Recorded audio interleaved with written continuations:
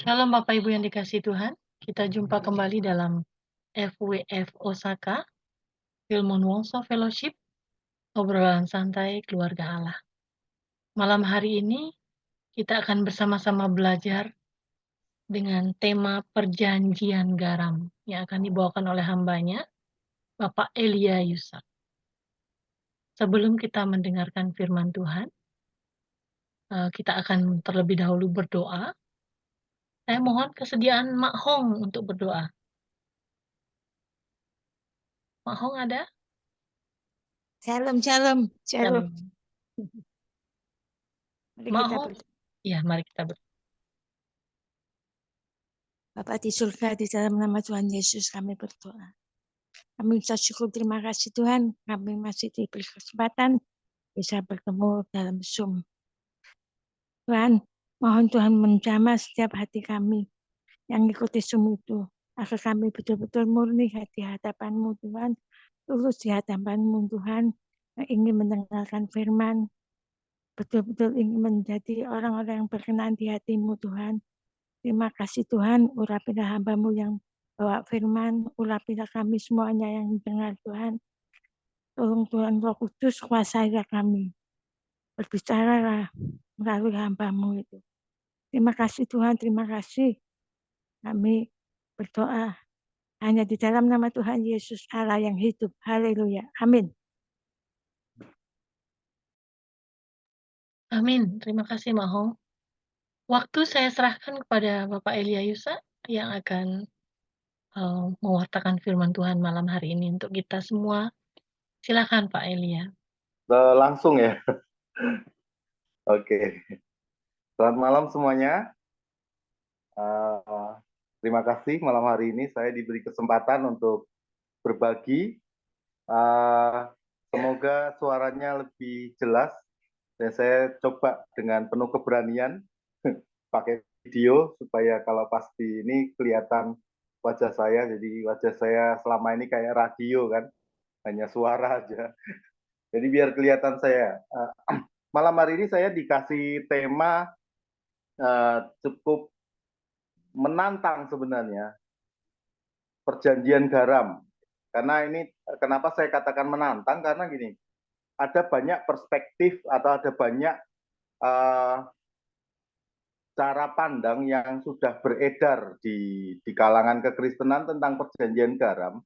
Dan itu ketika saya baca, saya melihat ulang maksud dari perjanjian garam, sebenarnya saya cukup sedih karena aplikasi tentang perjanjian garam ini tidak sesuai dengan Alkitab dan kemudian cukup masif ya, cukup banyak menggunakan istilah perjanjian garam. Saya melihat beberapa iklan-iklan khotbah dan iklan-iklan pengajaran yang menggunakan istilah perjanjian garam yang terapannya tidak sama dengan apa yang Alkitab catat gitu.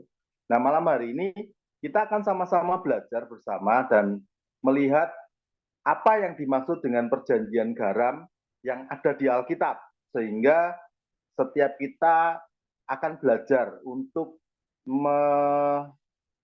menerapkan sedekat mungkin maksud dari penulis, pengertian dari Alkitab, dan juga bisa memahami bahwa kenapa Tuhan memberikan ada satu istilah yang cukup unik bernama perjanjian garam. Ya, saya akan mulai pertama kita lihat kata perjanjian dulu. Nah, kata perjanjian ini unik. Kenapa?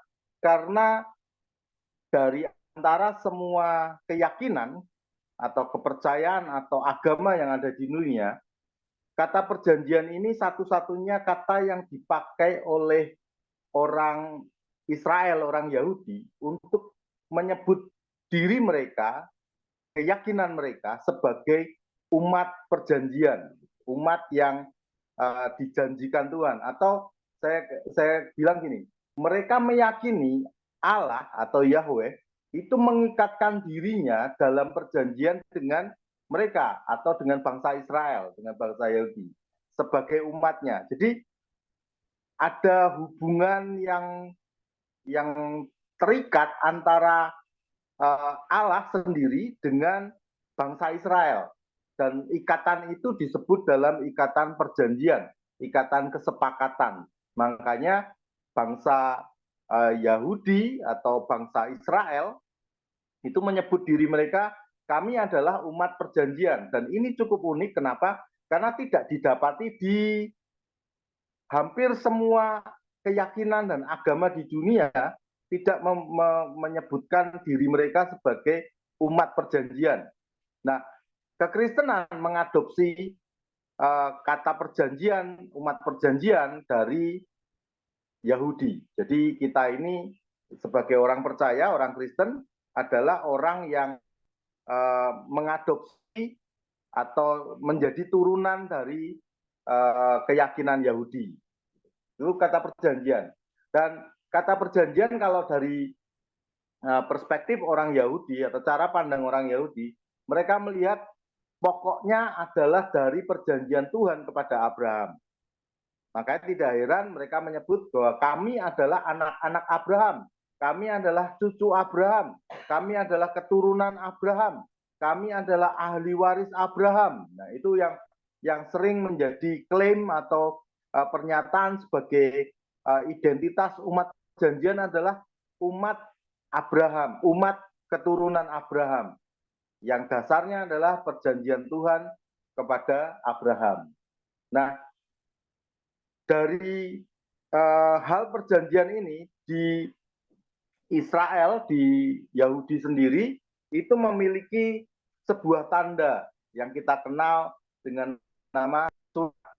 Nah, sunat itu bukan asli dari orang-orang Yahudi, tidak. Sunat itu sudah ada di budaya orang-orang Timur sana. Cuma beberapa daerah menggunakan sunat sebagai alasan kesehatan, beberapa daerah menggunakan sunat sebagai alasan perjanjian. Nah, orang Yahudi mengadopsi, orang Israel pada waktu itu mengadopsi sunat sebagai tanda perjanjian, dan itu ditegakkan di dalam Taurat. Gitu. Jadi sunat atau dalam bahasa Ibrani-nya adalah berit milah. Kata perjanjian itu di dalam bahasa Ibrani namanya berit. Ya. Berit milah itu ditetapkan sebagai tanda perjanjian. Makanya sunat menjadi menjadi ikatan perjanjian yang menjadi tanda ikatan perjanjian antara umat Yahudi dengan Allahnya. Jadi mereka mengatakan kalau kami ini kaum bersunat, artinya kami orang-orang yang memiliki perjanjian dengan Allah kami. Nah, hal sunat ini terus-terusan diulang sampai di perjanjian baru, sampai Paulus juga mengingatkan bahwa bukan soal sunat fisiknya, tetapi sunat hati.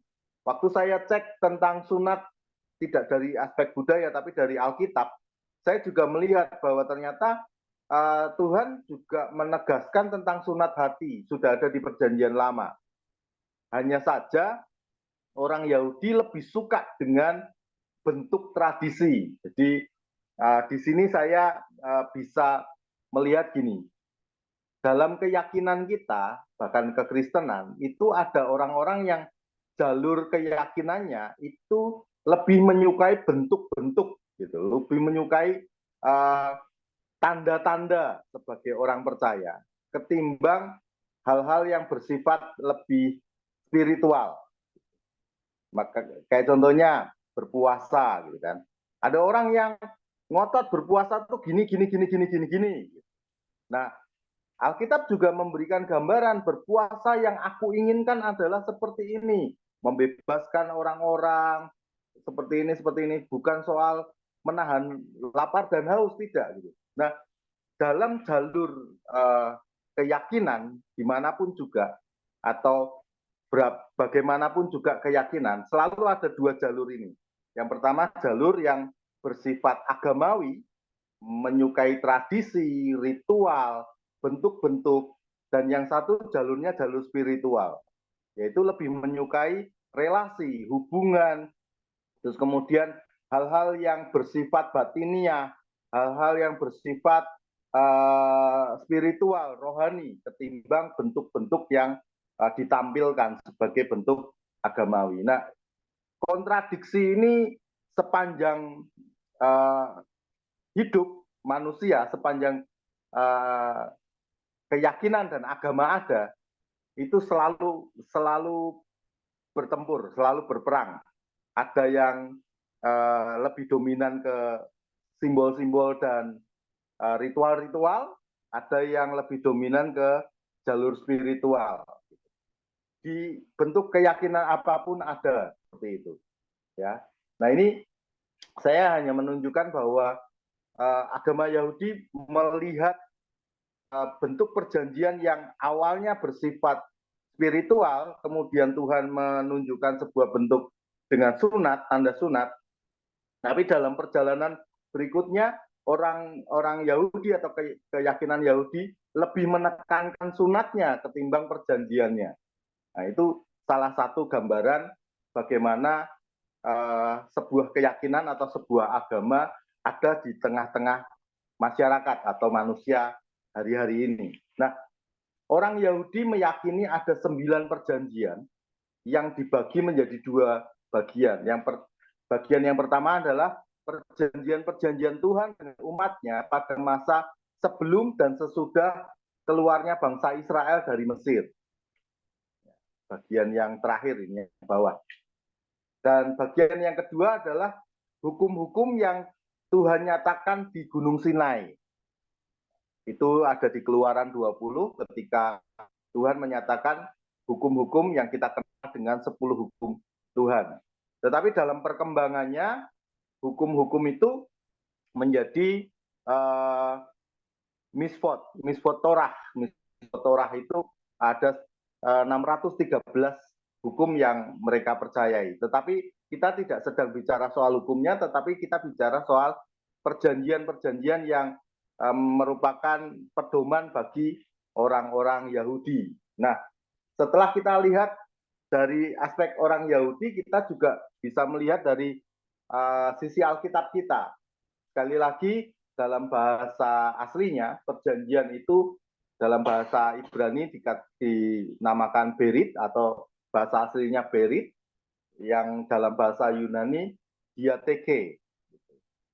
Nah, kata perjanjian sendiri itu muncul pertama kali di masanya Nuh, Kejadian 6, ya, ketika Tuhan memberikan perjanjiannya kepada Nuh. Itu kata berit pertama kali dimunculkan dalam Alkitab kita. Nah, konsep perjanjian ini ini unik. Uniknya gini, kalau selama ini dalam perspektif kita sebagai manusia pada umumnya atau masyarakat hidup dengan masyarakat gitu, kita menyebut kata perjanjian itu adalah ada 2 kubu atau ada 2 pihak yang bersepakat atau setuju membuat perjanjian, kontrak atau apapun gitu. Nah, kalau konsep perjanjian yang dituliskan Alkitab yang harus kita pelajari dan kita lihat adalah itu dominan pada inisiatif Allah sendiri. Jadi Allah menyusun, Allah meneguhkan, Allah menetapkan perjanjiannya kepada manusia. Jadi lebih cenderung sepihak. Jadi Tuhan bikin perjanjian, manusia mau nggak mau harus percaya. Gitu. Itu harus bukan percaya saja, harus taat terhadap perjanjian itu. Ketika tidak taat, mereka mendapatkan konsekuensinya. Saya awalnya berpikir konyol juga ya, wong yang bikin perjanjian Tuhan, kita disuruh ngikut perjanjian itu, gitu kan? Kalau kita nggak taat, kita yang dihukum loh. Yang bikin dia, yang bikin Tuhan, kita yang dibebankan kalau kita nggak taat. Kan kita nggak bisa ngapa-ngapain gitu. Itu sudut pandang saya ketika saya mempelajari kata perjanjian dari bahasa aslinya dan dari konsep berpikirnya orang Yahudi menuliskan kata perjanjian. Tetapi waktu saya membaca perjanjian-perjanjian yang ada di dalam Alkitab, saya melihat aspek kasih karunia di sana. Kenapa saya lihat kasih karunia? Karena gini, Tuhan itu tahu, Allah itu tahu kalau manusia nggak bisa taat. Manusia tidak bisa memenuhi secara sempurna perjanjian-perjanjian yang Tuhan buat. Makanya Tuhan buat sepihak gitu loh. Aku yang buat perjanjian ini, bukan kita deal-dealan, bukan kita bikin sebuah kesepakatan gitu. Ada klausal-klausal yang harus kita sepakati bersama, tidak. Aku yang buat, kamu ngikut sama aku. Dan ketika kamu gagal, memang ada konsekuensi terhadap kegagalan itu. Tetapi kamu tetap dalam perjanjianku gitu. Artinya, contoh saja gini. Ketika kita mengetahui Allah menjanjikan anak kepada Abraham, dalam perjalanan janji itu digenapi, itu banyak sekali kejadian di mana Abraham itu gagal. Yang fatal malah ada, yaitu Abraham menghamili Hagar dan melahirkan Ismail. Itu sangat fatal, menyimpang dari perjanjian Tuhan, bahkan katakanlah bisa dikatakan tidak mempercayai janji Tuhan gitu. Dari perjanjian itu Tuhan bisa aja gitu loh, bisa aja, udahlah kamu nggak taat, kamu nggak sesuai sama kriteria aku, sudah selesai gitu. Tapi ternyata tidak gitu. Dalam perjalanannya Tuhan masih memberikan kesempatan, dan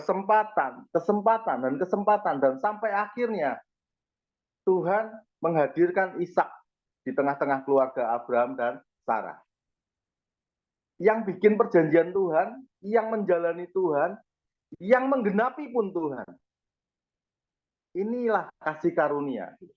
Tuhan tahu kita nggak bisa, tapi Tuhan tidak berhenti untuk menunjukkan kasih-Nya. Nah, saya akan lebih tunjukkan lagi kata perjanjian ini yang dikaitkan dengan garam nanti ya. Nah, dalam dunia kekristenan ada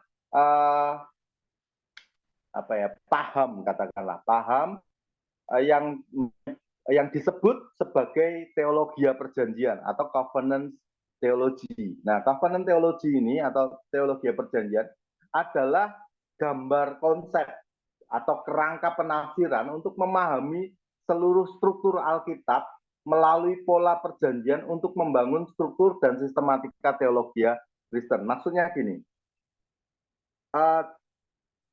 dari Kejadian sampai Wahyu, mereka itu melihat roadmap gitu, melihat roadmap dari cara kerja Tuhan. Nah, cara kerja Tuhan yang mereka lihat khususnya adalah di perjanjian.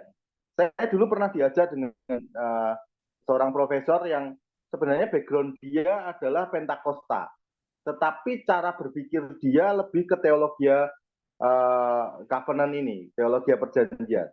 Dia membuat sebuah gambaran kita itu ngalami yang namanya bouncing back gitu. Bouncing back itu naik dalam sebuah perjanjian, nanti turun, nanti memantul lagi, naik lagi, turun lagi, memantul, naik lagi, turun lagi. Nah, pantulan-pantulan ini atau naik turunnya ini, itu gambaran sebuah perjanjian yang satu diperbarui lagi dengan perjanjian baru lagi, perjanjian lagi, perjanjian lagi, perjanjian lagi. Dan kita melihat pola itu di dalam perjanjian lama. Di perjanjian lama Tuhan itu mengumbar banyak sekali janji. Janji A, B, C, dan D. Dan ada banyak janji-janji yang tidak semuanya tergenapi oleh ketaatan manusia, tetapi terus janji itu diperbarui. Dan itu ada dalam perjanjian lama.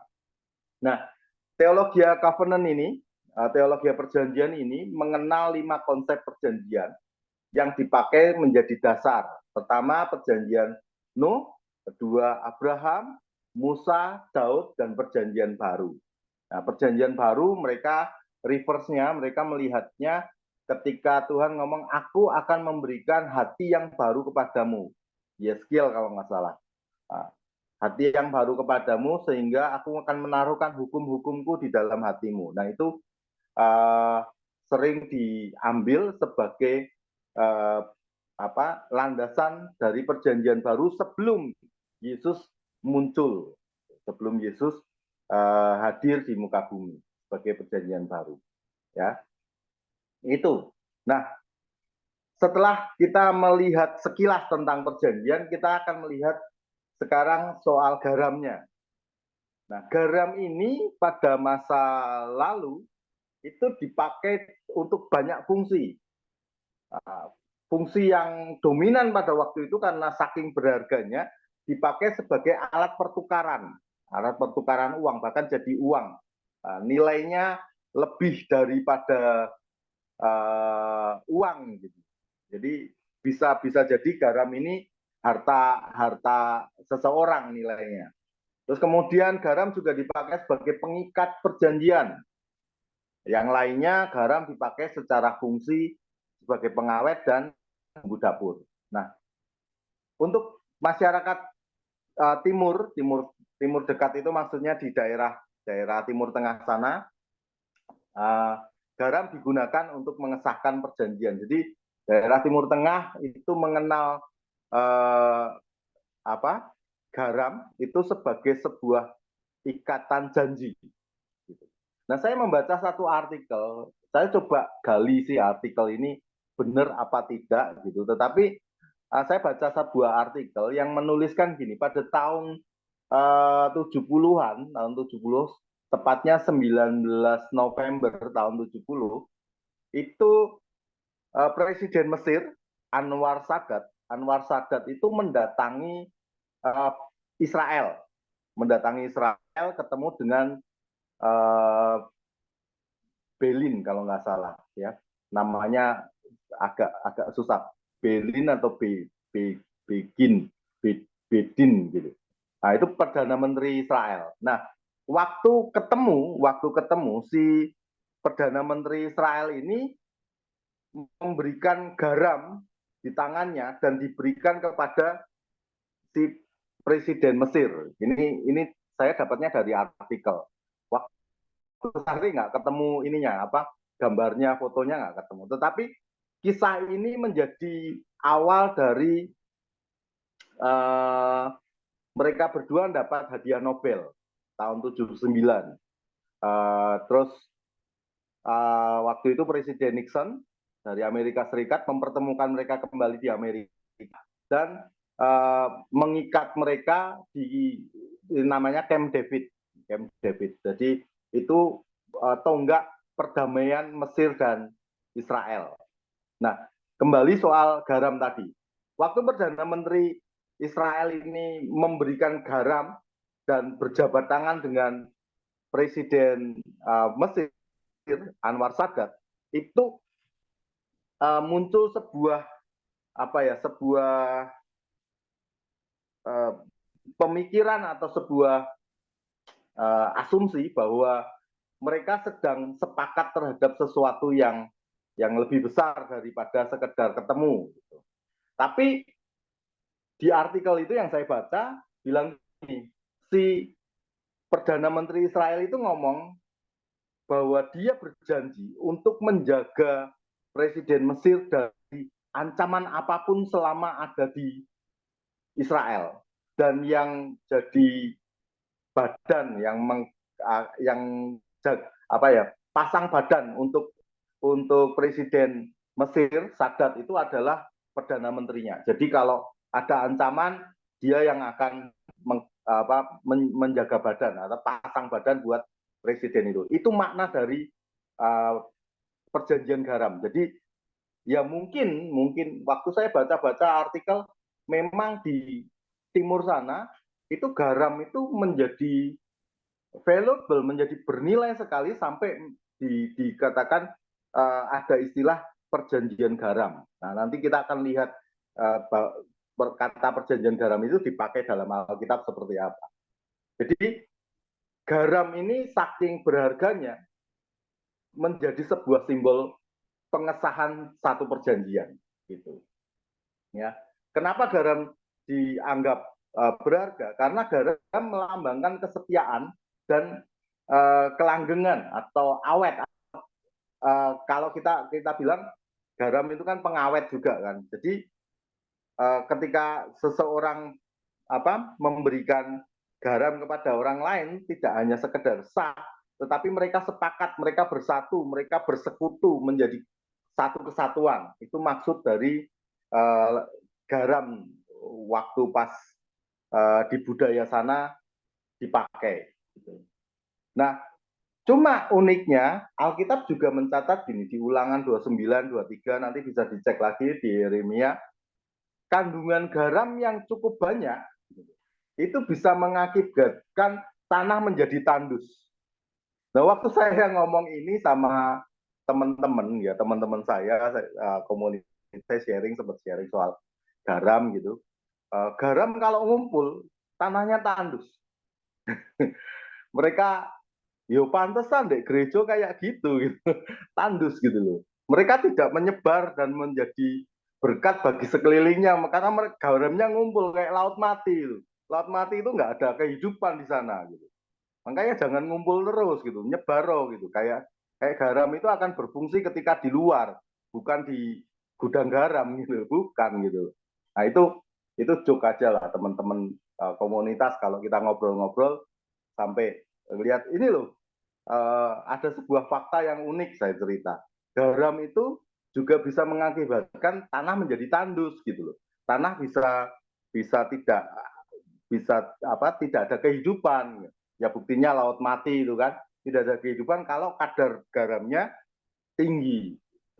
Nah, terus mereka mengarahkan ke sana. Ya mungkin itu benar, ada benarnya juga gitu. Nah, dari mana sebenarnya orang-orang di timur sana mendapatkan garam? Orang-orang Venesia, orang-orang daerah Siro Venesia, daerah Samaria sana itu memperoleh banyak garam dengan cara menguapkan air laut di tambak-tambak. Jadi mereka kan dekat dengan laut tengah gitu. Daerah mereka dekat dengan laut tengah, mereka bikin tambak-tambak dan mereka membuat garam dari laut tengah. Nah, orang Israel itu juga punya bagian pesisir lautnya ada, ya. Terus kemudian mereka punya laut mati, jadi kandungan garamnya juga tinggi di sana. Selain itu mereka juga punya bukit garam. Dalam Alkitab ditulis bukit garam itu Jebel Usdum. Nah, bukit garam ini konon katanya itu dikaitkan dengan istri Lot yang jadi tiang garam di sebuah bukit, terus garamnya itu nyebar. Nah, karena wilayahnya juga cukup luas, 4.000 hektar, jadi tidak mungkinlah istri Lot kan hanya tiang gitu kan, tiang garam gitu. Tapi menurut tradisi bukit itu dikaitkan dengan istri Lot. Tapi saya sekali lagi menegaskan bahwa orang-orang Israel itu mendapatkan garam tidak saja dari laut, tetapi juga ada dari bukit. Nah, kok bisa dari bukit mengandung garam seperti itu? Ternyata itu hasil dari fosil dan juga dari karang. Karang-karang mati yang ada di bukit, kemungkinan besar zaman dulunya, daerah situ adalah daerah laut yang kemudian mengering menjadi daratan. Jadi dari fosil dan dari karang. Nah, kenapa saya cerita ini? Karena gini, di Alkitab di Perjanjian Baru, Matius 5 ayat 13, kita kan sering baca tuh, katakan kamu adalah garam dan terang dunia gitu kan. Nah, garam itu untuk mengasinkan. Kalau garam tidak asin lagi, dia tidak ada gunanya, gitu kan. Selain dibuang dan diinjak orang. Nah, waktu itu saya bingung gitu loh, dari mana garam itu bisa tidak asin lagi? Bagaimana garam itu dibuang dan diinjak orang, gitu kan? Lalu saya coba selidiki sedikit, ternyata garam yang dimaksud Yesus pada saat itu adalah garam yang berasal dari bukit ini. Bukit garam ini. Jadi bentuknya tidak seperti garam bubuk yang kita lihat hari ini, bentuknya seperti bongkahan batu. Ya. Jadi bongkahan batu yang kalau mereka masak atau menggunakan garam itu pakai tali dicelup-celupkan gitu aja, dicelupkan, diangkat gitu. Nanti pengaruh asinnya itu disesuaikan aja berapa kali celupan gitu.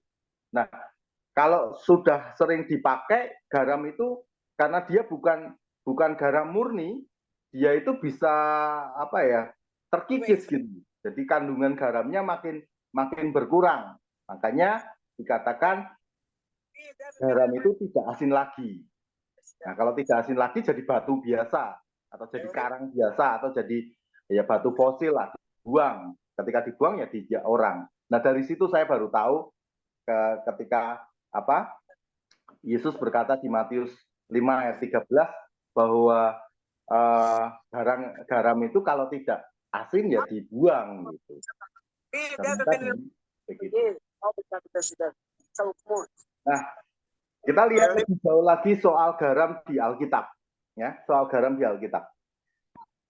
Garam itu menjadi bagian salah satu unsur bagian dalam korban sajian. Imamat 2 ayat 13. Garam itu digunakan tidak hanya sebagai pengawet, tetapi dia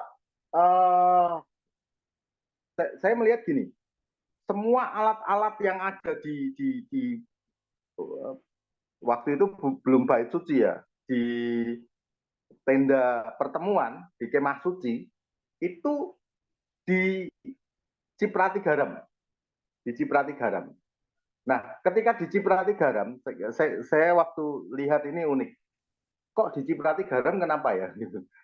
Ternyata garam itu memang benar-benar dianggap sebagai simbol dari keawetan. Gitu. Jadi tidak hanya keawetan, bagian lain di Alkitab dikatakan supaya murni dan menjadi murni dan suci. Bayangin dengan garam itu mereka punya perspektif dengan dilempari garam atau diolesi garam, benda-benda yang ada di kemah suci itu dianggap murni dan suci. Bahkan imam-imam juga diolesi. Karena pada masa itu dikatakan bahwa orang-orang yang melayani harus memiliki kemurnian dan kesucian. Nah, simbolnya adalah diolesi garam. Ini di Perjanjian Lama. Penggunaan garam itu sampai sedemikian rupa. Terlibat di dalam korban sajian. Ya, Imamat 2 ayat 13. Nah, tetapi saya mencatat beberapa kisah yang berkaitan dengan garam. Misalnya, Abimelek itu menaburi reruntuhan kota Sikem dengan garam sebagai tanda kesunyian kekal. Jadi saking kan tadi saya bilang bahwa kalau banyak garam di satu tempat itu mengakibatkan ketandusan gitu. Tanah itu tandus dan tidak ada kehidupan. Nah, Abimelek menggunakan garam sebagai simbol bahwa tempat ini sunyi kekal, tempat ini tanda petik ya, dikutuk juga pakai garam. Elisa menggunakan garam untuk menyebarkan air yang tidak baik di mata air Yeriko. Jadi kisah ini juga menarik gitu. Elisa menggunakan garam, tidak menggunakan ingredient lain, tidak menggunakan alat dapur yang lain atau tidak menggunakan bahan-bahan yang lain, tetapi garam digunakan. Terus di budaya sana juga ada bayi-bayi yang baru lahir biasa diolesi garam sebelum dibedung. Dibedung itu diikat ya sama kain gitu kan. Itu juga menggambarkan kesucian seorang bayi, kemurnian seorang bayi. Itu diolesi untuk bahwa bayi itu suci lahirnya, murni, lahir ke dunia, terus kemudian dibedung, diikat dengan kain. Terus ini salah satu sejarah di masa pemerintahan Antiochus Epiphanes, ya salah satu kaisar Roma, Syria itu ditetapkan harus membayar pajak garam ya kepada Roma. Nah, pajak garam ini tidak saja di Roma, di Timur Tengah itu pajak garam itu sama nilainya dengan pajak rempah-rempah. Ya. Sama juga nilainya dengan uang kaisar. Jadi mereka bisa membayar dengan garam. Bahkan garam yang dijual itu ada pajaknya. Itu saking berharganya garam. Kita melihat sampai berapa aspek seperti itu. Nah, sekarang kita akan masuk soal perjanjian garam. Saya menemukan ada selain ini ada banyak juga kalau kita lihat di konkordasi soal garam itu ada banyak, tetapi saya menemukan ada 4 ini yang cukup menarik untuk kita bahas malam hari ini yang berkaitan dengan perjanjian garam. Yang pertama adalah di Keluaran 30 ayat 35 itu waktu pertama kali Musa menyarankan, sebenarnya bukan Musa, si Harun dan orang-orang Lewi waktu itu menyarankan untuk membuat ramu-ramuan rempah untuk kemah suci. Salah satu yang menjadi bahan adalah garam. Kenapa garam menjadi bahan? Karena garam menjadi simbol atau menjadi lambang supaya murni dan kudus. Ini yang tadi sudah saya sampaikan di awal sebelumnya. Semua bagian di ruangan itu dimurnikan dan dikuduskan atau disucikan melalui garam, diolesi, disiram atau ditaburi garam supaya dianggap itu murni dan kudus, termasuk imam-imamnya. Lalu kemudian di Imamat 2 ayat 13, nah disinilah kita ketemu kata perjanjian garam, ya. Dan tiap-tiap persembahanmu yang berupa korban sajian haruslah kau bubui garam. Janganlah kau lalaikan garam perjanjian Allahmu dari korban sajianmu. Beserta segala persembahanmu haruslah kau persembahkan garam. Jadi ada secara spesifik kata garam ini diulang, kata garam ini dikatakan sebagai sebuah perjanjian dengan Allah. Gitu. Bilangan 18 ayat 19 juga berkata, segala persembahan khusus, yakni persembahan kudus yang dipersembahkan orang Israel kepada Tuhan, aku berikan kepadamu dan kepada anak-anakmu laki-laki dan perempuan bersama-sama dengan engkau. Itulah suatu ketetapan untuk selama-lamanya. Itulah suatu perjanjian garam untuk selama-lamanya di hadapan Tuhan bagimu serta bagi keturunanmu. 2 Tawari 13 ayat 5, tidakkah kamu tahu bahwa Tuhan Allah Israel telah memberikan kuasa kerajaan atas Israel kepada Daud dan anak-anaknya untuk selama-lamanya dengan suatu perjanjian garam. Jadi ini bicara secara spesifik soal perjanjian garam hanya ada 3 sebenarnya, ya, di Imamat, Bilangan, dan 2 Tawari. Secara kata perjanjian garam atau garam perjanjian itu hanya ada 3 ayat yang mencantumkan hal itu. Nah, kita akan lihat maknanya. Ya, maknanya sebenarnya garam yang ditambahkan pada sajian persembahan tidak hanya pada ritual perjanjian lama, tetapi juga pada budaya timur kuno yang mengacu pada ikatan kontrak atau perjanjian. Jadi balik lagi, sebenarnya garam itu bukanlah bukanlah inisiatif awal dari Tuhan, tetapi itu budaya yang sudah ada di sana yang kemudian diambil oleh orang-orang Yahudi dan kemudian Tuhan menggunakan budaya itu, terus menunjukkan maknanya, simbol garam itu sebagai simbol awet, kesetiaan, kemurnian, keberanian gitu. Itu dari budaya yang diambil menjadi bagian dari firman Tuhan. Dia berasal dari budaya. Jadi bukan inisiatif dari Alkitab, tidak, tapi dari budaya yang sudah ada. Nah, tadi yang Keluaran 30 ayat 35, semestinya kata supaya itu menjadi murni dan kudus itu tidak ditafsirkan secara literal. Jadi ini problem ini yang banyak terjadi di kekristenan. Ketika baca Alkitab, wih pakai garam supaya murni dan suci. Kalau ambil garam, tabur-tabur di mana-mana, menjadikan itu satu ritual. Gitu. Enggak. Bukan itu.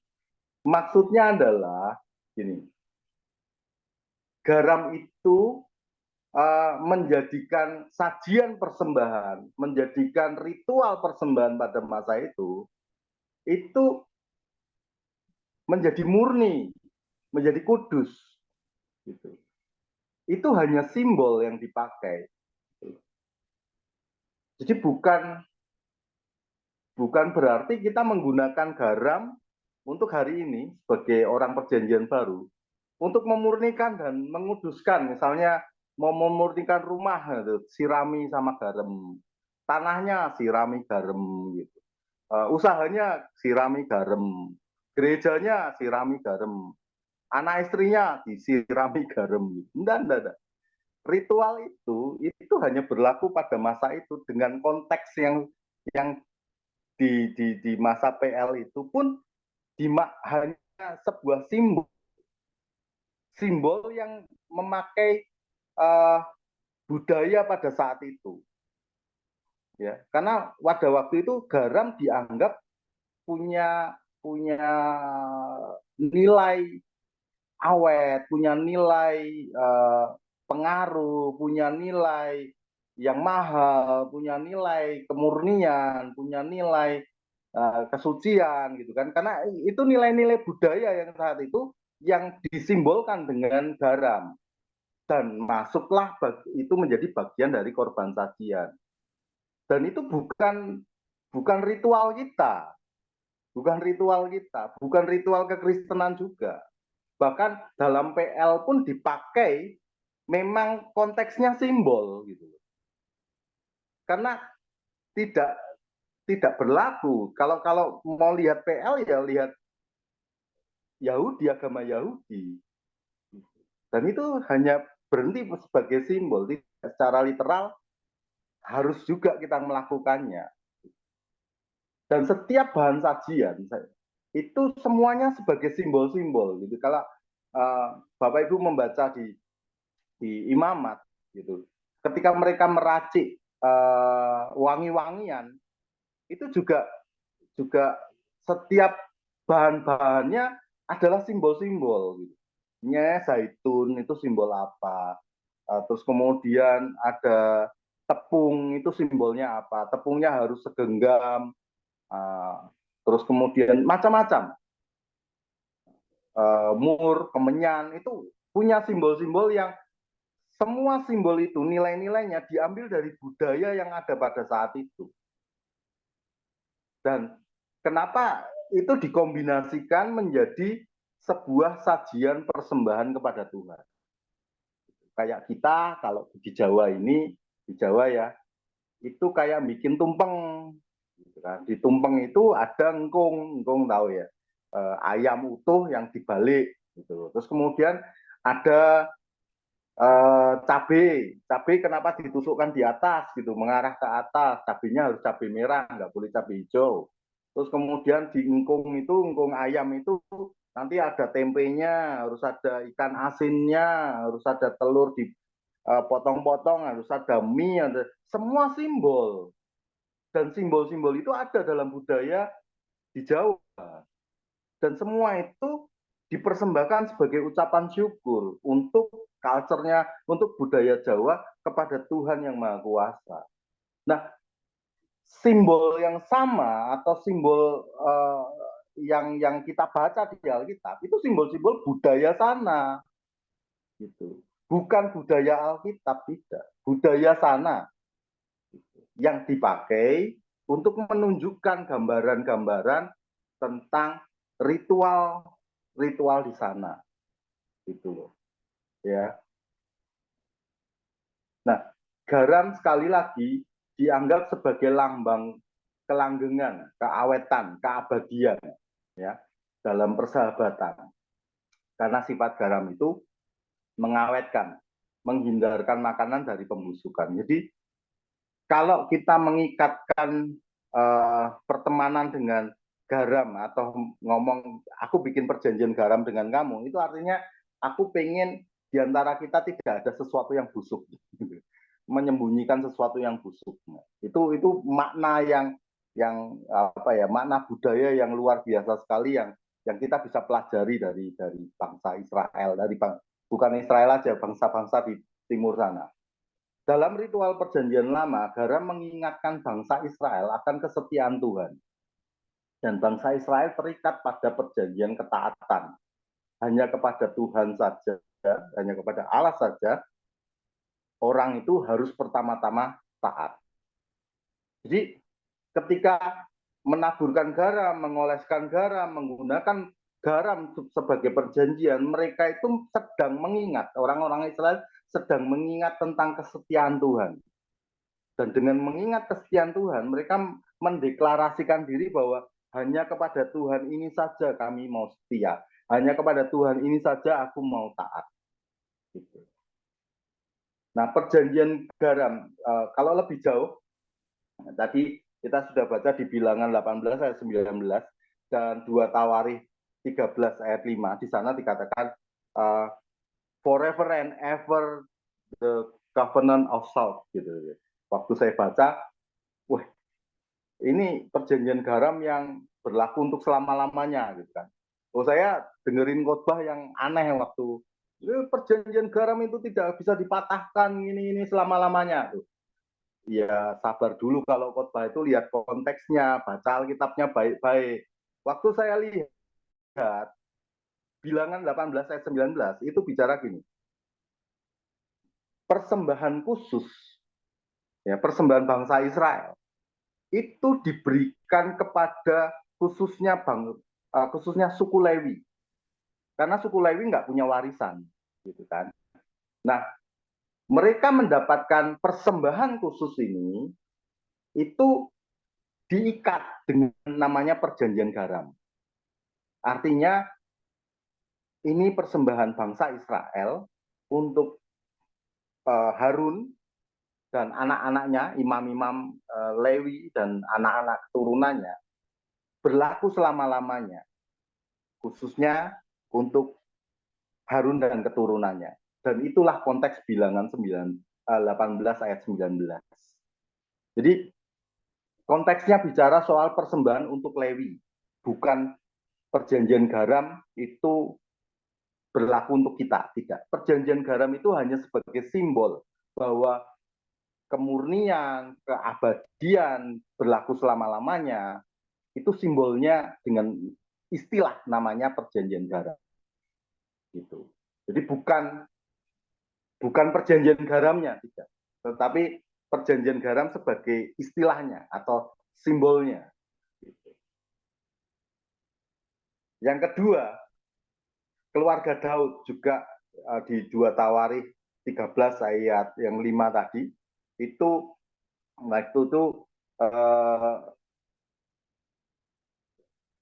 keturunan dari Salomo, Rehabeam dan Yerobeam itu sedang pecah, sedang perang gitu kan.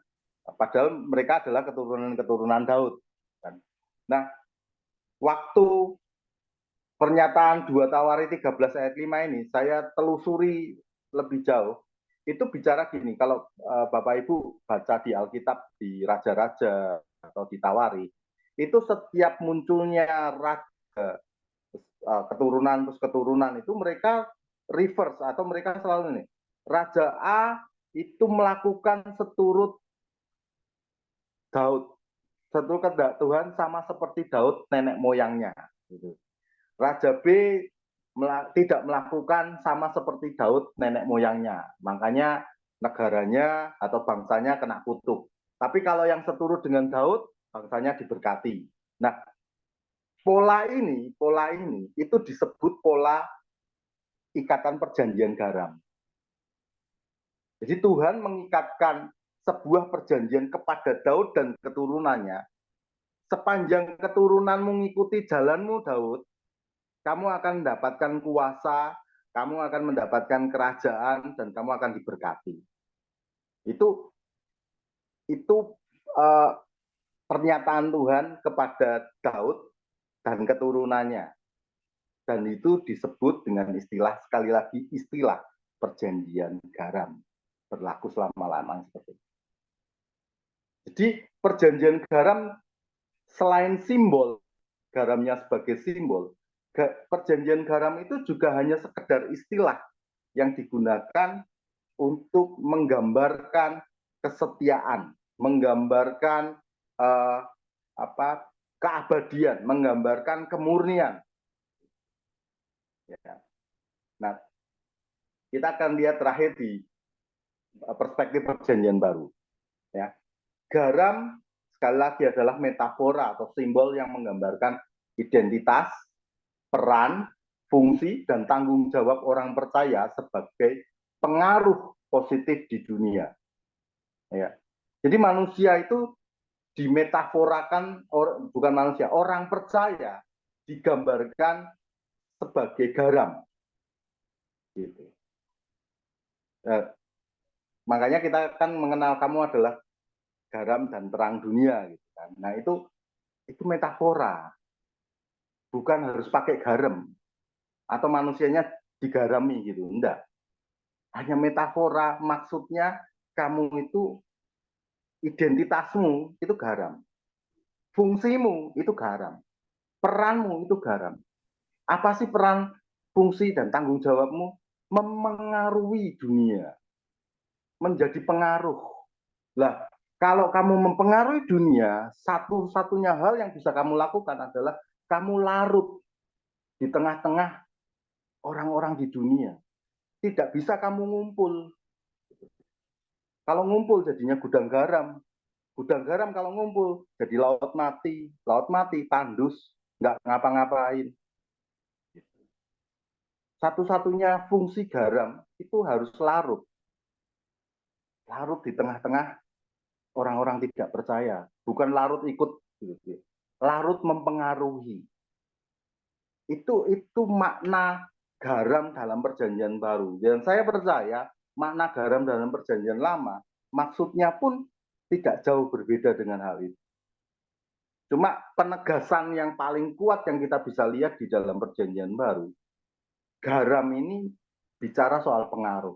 Dan Tuhan mengikatkan diri dengan ikatan, aku akan menyertai engkau sampai selama-lamanya ketika engkau larut. Ya kan? Bapak Ibu baca kan Matius 28 ayat 19 dan 20. Pergi dan jadikanlah semua bangsa muridku. Ketika kamu keluar, larut, memuridkan, aku akan menyertai engkau selama-lamanya. Itulah ikatan garam dalam perjanjian baru. Tuhan akan setia menyertai orang-orang yang larut. Tuhan tetap setia dengan orang-orang yang berjalan larut seperti garam ini. Jadi garam sekali lagi adalah sebuah simbol kesepakatan, persatuan, dan keterikatan. Ya. Ritual perjanjian garam, sekali lagi, ritual perjanjian garam tidak berlaku bagi orang percaya perjanjian baru dengan alasan apapun. Jadi kalau ada orang yang bilang, mari kita lunasi hutang kita dengan perjanjian garam, Anda boleh keluar dari ruangan itu. Itu sudah sebuah penyesatan. Ya. Karena ngawur ngajarnya dan tidak sesuai dengan Alkitab. Atau perjanjian garam ini bisa melunasi hutang-hutang Anda. Lakukanlah perjanjian garam supaya A dan B dan Z. Gitu. Itu semua Anda berhak keluar dari ruangan karena itu Anda sedang disesatkan. Itu pengajaran tidak Alkitabiah. Gitu. Nah, kecuali kalau Anda ini senang dengan ritual-ritual atau kekristenan yang modelnya dengan simbol-simbol tradisi dan tidak mendasari dengan iman. Jadi Anda adalah Kristen agamawi yang suka dengan simbol, suka dengan tradisi, yang mendasari hidupnya tidak dengan iman, tetapi dengan gambar-gambar, dengan simbol-simbol, dengan tanda-tanda, dengan hal-hal yang seperti itu. Itu bukan Kristen sebenarnya. Itu beragama Kristen. Ya. Jadi sekali lagi, ritual perjanjian garam itu tidak ada di Alkitab. khususnya perjanjian baru, dan tidak berlaku bagi orang percaya perjanjian baru. Sekian, saya langsung menutup bagian ini, dan terima kasih sudah mendengarkan. Kiranya apa yang saya sampaikan memberkati. Terima kasih.